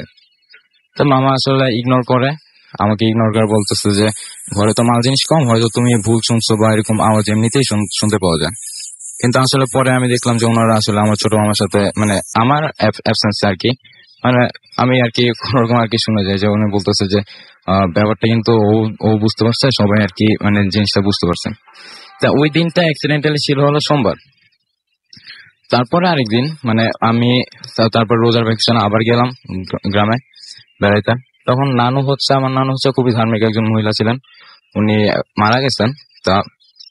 তারপরে উনি প্রায় সময় মানে রোজার মধ্যে আমরা সবাই তো সেরি খাইতে উঠতাম 3টার ভিতরে উঠে পড়তাম, কিন্তু উনি 1:30 2টার দিকে উঠে পড়তো তাহাজ্জুদের নামাজ পড়তে রেগুলার। তা ওই দিন ছিল বুধবার, আর ওই দিন উনি ঘুম থেকে উঠে মানে অজু টজু করে আসলো, নামাজ পড়তে বসবে। এই সময় আর কি উনি টের পাচ্ছে যে ওনার রুম বরাবর ছাদের উপরে কেউ হয়তো বা লাফাচ্ছে। ওই সেম জিনিসটা উনি ফিল করতেছে যেটা আমি ফিল করছিলাম। তা আমার ছোট মামাকে বলতেছে যে আসলে কে উপরে, কি কেউ আছে নাকি, বা যে দেখ কেউ, তুই কি গিয়েছিলেন নাকি উপরে? তো বলতেছে না আমি তো যাইনি, কিন্তু আপনি নামাজ পড়েন, আপনি হয়তো বা ঘুমে তন্দ্রাচ্ছন্ন আছেন, ব্যাপারটা এরকম। তো তারপর থেকে এই 2টা ঘটনা আসলে আমার ভাই রাসেল ভাই আমার সাথে ঘটেছে। আমি তারপরে আমি চিন্তা করলাম যে প্রিভিয়াস 2টা ঘটনার সাথে রিলেট, যেহেতু প্রিভিয়াস 2টা ঘটনাই ঘটতো সোমবার আর বুধবারে, আর এই 2টা ঘটনা সেম কোইন্সিডেন্স এই সোমবার আর বুধবারে ঘটেছে। তা আমার মানে ওইটার পর থেকে আর আমি হয়তো বা ফেসও করি না, তেমন যাওয়া হয় না গ্রামের বাড়ি। এই ছিল আমার ঘটনা। থ্যাংক ইউ সো মাচ আপনার ঘটনার জন্য, আপনাকে অনেক ধন্যবাদ। আমি দেখতে পাচ্ছি যে আমাদের এখানে লিখছেন অনেকে। একটা ছোট্ট বিরতি নিব এবং বিরতির পরে আবারও ফিরে আসবো। সেই পর্যন্ত আশা করছি আমাদের সঙ্গেই থাকবেন। Stay tuned two radio 40 88 FM and Billboard Booth FM.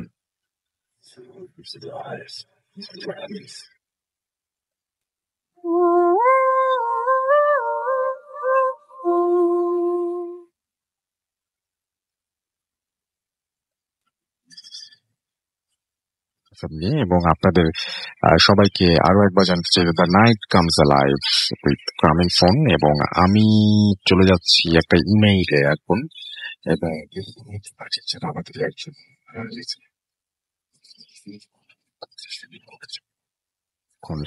মগবাজারে থাকতাম, কিছুটা সামনে আমাদের নিজ বাসা থাকা সত্ত্বেও আমার বড় চাচার বাসায় জয়েন্ট ফ্যামিলির মতো সবাই একসাথে থাকতাম। খুব সুন্দর দিনগুলো কাটছিল আমাদের। আমি তখন ছোট ক্লাস 6-এ পড়ি। আমার 2 ভাই বোনদের মধ্যে আমি একাই। আমার ছোট চাচা একটু পাগল ও ফকির বিশ্বাস করতেন, আর আমার মা ফকির ও এতিমদের খাওয়াতে ভালোবাসতেন। করে রাস্তা থেকে আমার চাচা একজন লোক নিয়ে আসলেন। ঠিক পাগল বলা যাবে না, আবার ফকিরও বলা যাবে না। তার পরনে ছিল কালো জুব্বা ধরনের কাপড়, গলায় অনেক তসবিহ এবং হাতে ছিল একটা লাঠি। বুড়ো মানুষদের হাতে যেমন লাঠি থাকে তেমন, কিন্তু আমার পুরোপুরি মনে হচ্ছিল তার বয়স খুব বেশি একটা ছিল না, আর চুল দাড়ি সবই ছিল কাঁচা। আনুমানিক বয়স হিসেব করতে গেলে 35 থেকে 40-এর মধ্যে। ওনাকে আমার মা বাড়ির কোথায় জানতে চাইলেন, তখন উনি উত্তর দিলেন পাগলদের কোনো বাড়িঘর থাকে না। আমার মা যখন চিন্তা করলেন যে ওনাকে ভাত খাওয়াবেন, তখন ওই লোকটাই বলে উঠলেন যে উনি কিছু খাবেন না, তার কোনো ক্ষুধা নেই।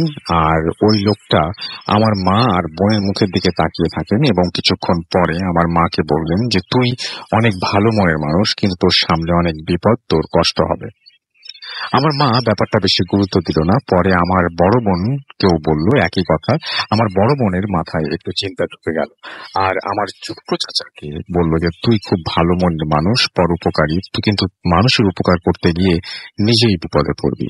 এত সব শোনার পরে আমরা সবাই একটু চিন্তায় পড়ে যাই। এবং আর এদিকে আমাদের বাসায় আমরা বাবার বাসায় ফেরার সময় হয়ে উঠেছে, এবং আমার বাবা ফকির কবিরাজ একদমই পছন্দ করতেন না। আমার মা তাড়াহুড়া করে ওনাকে বিদায় করে দেওয়ার জন্য ব্যস্ত হয়ে উঠলেন এবং একবার বললেন, আমার মা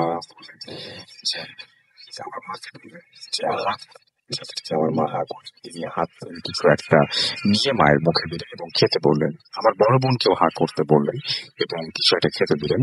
আমরা সবাই দেখছিলাম ওনার হাতে কিছু নেই, কিন্তু মুখ করছেন এবং কিছু একটা খেতে দিচ্ছেন। এরপর আমি বললাম যে আমাকেও খাওয়াতে হবে, এক প্রকার জোর শুরু করলাম। হেসে বলল তুই খাবি, ঠিক আছে হাঁ কর। আমি খাওয়ার থেকে বেশি আগ্রহী ছিলাম। আমি দেখছিলাম হাত মুঠ করার সময় হাতে কিছু নেই, মুঠ খুলতেই হাতের মুঠের মাঝখান থেকে ঠিক বুড়ো আঙ্গুল এবং তর্জমান আঙ্গুলের মাঝখানে হাতের পাতা থেকে লাল রঙের ফলের মতো কিছু একটা বের হচ্ছে এবং আমার মুখে দিলেন তিনি এবং বললেন যে কি ফল এটা বলতে পারবি? তখন সেই ফলের নামটা আমার মাথায় আসলো না। এর মধ্যে সবার কাছ থেকে বিদায় নিলেন তিনি এবং ওনাকে বিদায় দেওয়ার জন্য আমরা তাড়াহুড়া করছিলাম, কারণ আমার বাবার বাসায় ফেরার সময় হয়ে উঠেছে। উনি বাসার মেইন গেট দিয়ে বের হলেন।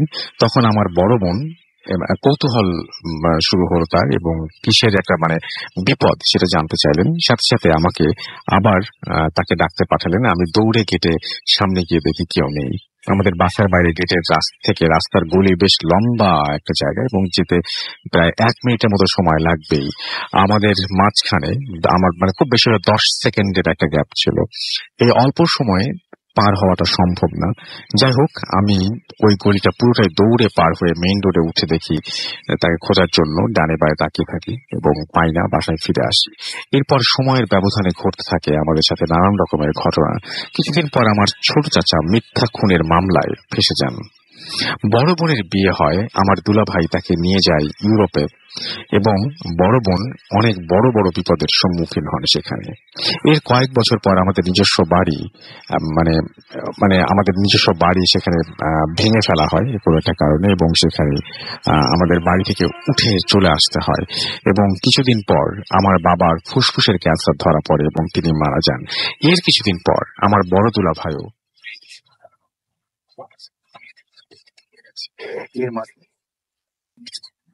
কয়েক বছর আমার মা অনেক অসুস্থ ছিলেন এবং সবশেষে তিনিও মারা যান। আর এই সব বেদনাময় ঘটনার প্রত্যক্ষদর্শী আমার 3 ভাই বোন। আমাদের জন্য আপনারা সবাই দোয়া করবেন, আল্লাহ যেন আমাদের ভালো রাখেন। আমাদের কাছে আর কিছু ঘটনা আছে, পরে সময় পেলে সেটা শেয়ার করব। সকল ইসলামকে তার থেকে ধন্যবাদ জানিয়েছেন। আপনারাও ভালো থাকুন এবং আপনাদের জন্য অনেক দোয়া থাকুন। আমরা চলে যাচ্ছি আমাদের পরবর্তী অতিথির কাছে। আপনি আপনার নামটা একটু বলেন, তারপর আপনি কোথা থেকে এসেছেন সেটা একটু বলবেন। আসসালামু আলাইকুম রাসেল ভাই, আমার নাম সুমন হোসেন শুভ্র, আমি আসছি সিলেট থেকে। ওকে, প্রথমে আপনাকে অনেক ধন্যবাদ। আপনাকে ডেকেছিলাম এবং আপনি সিলেট থেকে চলে এসেছেন, এবং আপনি ঢাকায় এসে পৌঁছেছেন কবে? গতকালকে। আচ্ছা, তো আপনার ঘটনায় চলে যাই আমরা। থ্যাংক ইউ রাসেল ভাই। রাসেল ভাই, আমি প্রথমে যে ঘটনাটা বলবো সেটা আমার মায়ের সাথে ঘটে যাওয়া ঘটনা। জি। আর রাসেল ভাই, আমার মা একজন নামাজি ছিলেন, ধার্মিক মানুষ ছিলেন। তো মা প্রতিদিন প্রতি রাতে মা তাহাজ্জুদ গুজব ছিলেন। তাহাজ্জুদ নামাজ পড়ার জন্য রাতে উঠতেন, উঠে অজু করার জন্য উঠতেন। তো আমাদের কল ছিল, চাপ কল ছিল। চাপ কল উনি অজু করতেন না, উনি পুকুরে ঘাটে যেতেন। তো রাসেল ভাই, উনি পুকুর ঘাটে যাওয়ার জন্য প্রস্তুত হলেন এবং পুকুর ঘাটে গেলেন। পুকুর ঘাটে যাওয়ার পর রাসেল ভাই, আমাদের পুকুর ঘাটের পাশে এক পাশে ছিল কবরস্থান, একটা বড় কবরস্থান। সেটা আমাদের 2-3 বাড়ি মিলিয়ে একটা কবরস্থান করা হয়েছে। আর আমাদের বাড়িগুলো ছিল রাসেল ভাই অনেক বড় বাড়ি। তো যাই হোক রাসেল ভাই, উজু করার সময় উনি একটা জিনিস খেয়াল করলেন, ওনার হাতের বামে অর্থাৎ রাস্তার পাশে কবরস্থানের নিচে কে জানি উজু করতেছেন। উনি প্রথম লুক করেন নাই ভালো করে, তারপরে উনি আবারও স্পষ্ট করে দেখলেন যে সাদা পোশাকধারী কেউ একজন উজু করতেছেন, মা উজু করতেছেন। তো মা উজু করা শেষ, উজু করে মা আবার একটা জিনিস করতো। মা প্রতিদিন উজু করে মা দুরূদ পড়তেন, দোয়া দুরূদ পড়তেন। আসমানের দিকে তাকিয়ে, চাঁদের দিকে তাকিয়ে উনি দুরূদ পড়তেন। এটা মার নিয়মিত একটা স্বভাব ছিল। তো যাই হোক, মা ওটাতে কেয়ার করে নাই, কোনো কেয়ার করে নাই যে কেউ উজু করছেন বা না করছেন, ওটা একটা খেয়াল না করে মা চলে আসছেন, বাসা চলে আসছেন। চলে আসার পর এইভাবে মা প্রতি রাত মা নামাজ পড়তে উঠতেন, এমনকি পুকুর ঘাটেই যেতেন। যখন যেতেন তখনই ওনার সাথেই এই জিনিসটা দেখা হতো, এবং খেয়াল করতেন যে এখানে উনি বুঝছেন যে এটা জিন জাতীয় কিছু, এমনকি জিনে উনি বলছেন যে মার সাথে সে উজু করতে আসেন। তো যাই হোক রাসেল ভাই, এটা তো হলো। তো আমার বোন 2000 সালে আমার বোনকে আমার মা একদিন খুব রাগান্বিত হয়েছেন বোনের উপর, এমনকি বোনকে মারছেন। মারার পর বোন কাঁদতে কাঁদতে বের হয়ে গেছে ঘর থেকে। তো মা দেখছে বোন বের হয়ে গেছে ঘর থেকে, বের হয়ে যাওয়ার মাও কি করলেন, তার পিছনে ছুটতে লাগলেন। মা বোনও সামনের দিকে যাচ্ছে, মাও তার পিছনে ফিরে যাচ্ছে। এমন অবস্থায় বোন কি করলো, কবরস্থানে ঢুকে পড়লো। তো মা বলছে, তুই কবরস্থানে যাচ্ছিস কেন? দাঁড়া, মা মারবো না, তুই মার সাথে চলে আয়, মা মারবো না। তারপরে ও মার কথা না শুনে কবরস্থানে ঢুকে পড়লো। মা তো ভাবলো যে ও কবরস্থানে গেলে ওকে নিয়ে আসতে হবে। আর রাসেল ভাই যখন কবরস্থানে ঢুকলো তখন মাও তার পিছনে পিছনে কবরস্থানে ঢুকলো। ঢুকার পর এক পর্যায়ে দেখলো সে আর নাই, মার সামনে থেকে ভ্যানিশ হয়ে গেল। তো মা এখন তাকে না নেওয়া পর্যন্ত মা এখান থেকে নড়তে পারতেছে না। তো মা একটা জিনিস ফিল করলো যে একটা বাতাস আসলো, দমকা একটা বাতাস আসলো, বাতাসের সাথে মার চোখের মধ্যে খড়কুটো একটা কি জাতীয় যে কোন একটা জিনিস পড়লো। পড়ার পর মা চোখগুলো কসলাতে থাকলো। কসলানোর পর তারপরও ওই জিনিসটা মা পানি বেরোতে লাগলো। মা এখনো পর্যন্ত কবরস্থানে দাঁড়িয়ে যে আমি আশা দিচ্ছি যে আমার বোনকে নিয়ে যাবে। লাস্টে কি করলো, মা ভাবলো যে না আমি লাইটটা নিয়ে আসি, ও হয়তো ভিতরে ঢুকে গেছে। তো লাইট নিয়ে নেওয়ার জন্য বাসায় আসলো। বাসায় আসে দেখে বোন ঘরের মধ্যে আছে। তো জিজ্ঞেস করলো, কিরে আমি তোকে তাড়া করলাম, তুই যে কবরস্থানে ঢুকে পড়লি, তুই আবার কখন আসলি? বললো, কই না তো মা, আমি তো কবরস্থানে যাইনি, আমি তোমার পিছন দিয়ে আমি দরজা দিয়ে আবার ঢুকে পড়লাম। তো রাসেল ভাই যখন ওর কাছ থেকে মা এটা শুনলো, মা তখন বুঝতে পারলো আসলে এটা স্বাভাবিক কিছু ছিল না। এখন আমার মা আসলে খুবই অসুস্থ, ব্যক্তিগতভাবে উনি ব্রেন স্ট্রোক করছেন। কিন্তু উনি একটা জিনিস বেশি আমাদেরকে বলতেছেন যে ওনার সামনে কেউ একজন দাঁড়িয়ে আছেন, ইভেন কি ওনাকে ডাকছেন। উনি এমনও যে ওগুলার ভয়ে যে খারাপ বা পেতনি বলেন যাই বলেন, ওগুলার ভয়ে উনি কি করেন, খাটের নিচে ঢুকে যান অথবা দরজার চিপায় ঢুকে যান। তো এইভাবে আমরা কি করলাম, মার এই সমস্ত দেখে আমরা হুজুর ডাকলাম।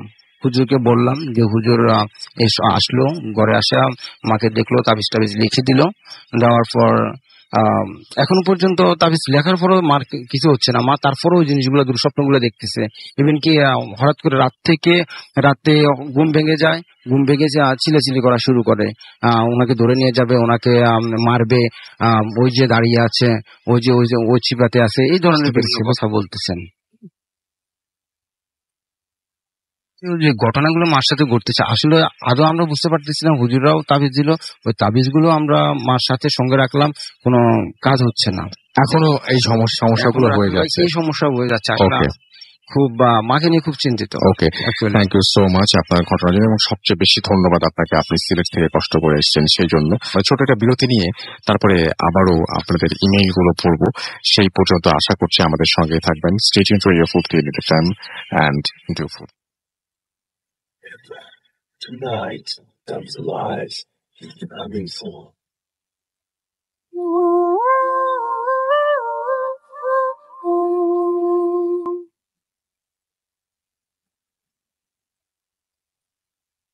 ওয়েলকাম ব্যাক, শুনছেন সবসময় রেডিও 4 FM। আমি রাসেল আছি, সাথে আমার সাথে রয়েছে মাসুম ভাই এবং আজকের অতিথিরা। আপনাদের সবাইকে আরো একবার স্বাগত জানাচ্ছি প্রথমে।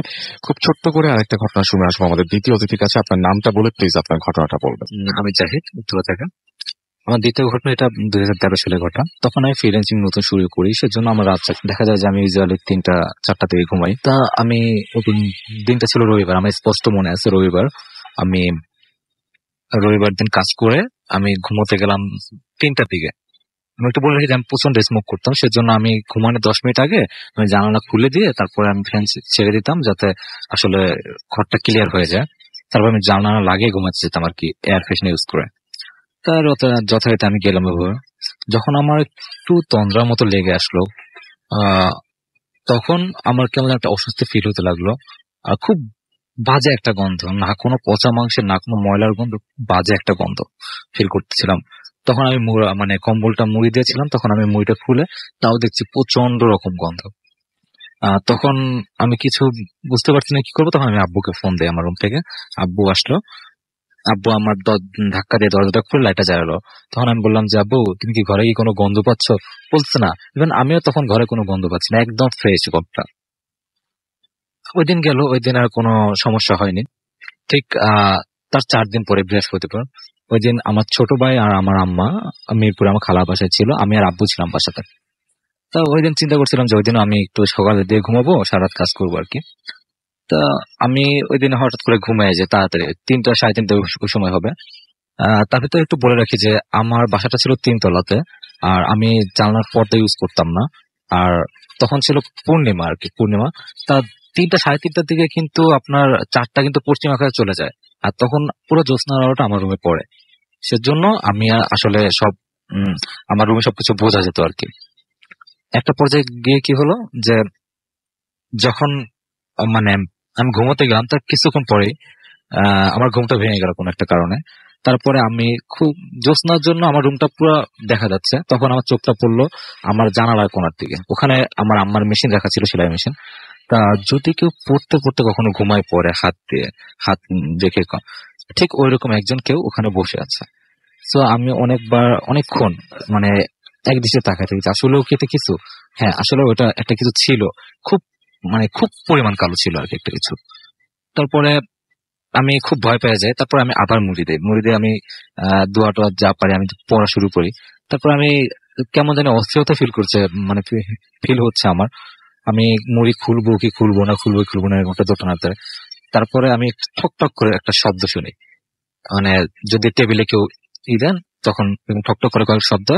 তখন আমি আমার মুড়িটা খুলে দেওয়ার পরে দেখি যে একটা শ্যাডো, বেশি লম্বা না, 5 ফিটের মতো হবে, দাঁড়ায় আছে। আমি তার চোখগুলো বুঝতে পারছি না, তার মুখটো কিছু নাকাম কিছুই বুঝতে পারছি না। সে দাঁড়ায় আছে, আমার কাছে মনে হচ্ছে সে আমার দিকে আসতেছে। তো তখন আমি 7-5 কিছু না ভেবে চিৎকার দিয়ে আমার ঘর থেকে বেরোয় যে আমি আমার ছোট ভাই রুমে চলে আসি। তখন আব্বু আসলে টের পাইনি, অনেক মাঝরাত ছিল আর কি। তা সারা রাত আমার ওই রুমে লাইট জ্বালায় কাটাই দেয়।